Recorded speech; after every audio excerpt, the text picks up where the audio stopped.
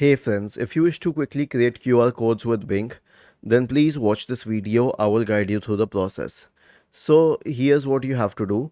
First of all, open Bing, then go to the website for which you wish to create a QR code. Okay, let's say I want to create a QR code for geekchamp.com. Okay, so I will simply right click in the open space and select create QR code for this page. Now I will copy it and then I can simply download it as well. Okay, and then I can paste it somewhere else.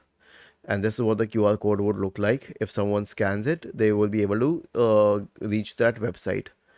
This is an excellent feature. It really saves you a lot of time, and you don't even need to use third-party applications. Was this helpful? If yes, then please subscribe to the channel. If not, then let us know in the comment section of the video on how we could help you further. Thank you for watching this video and have a nice day.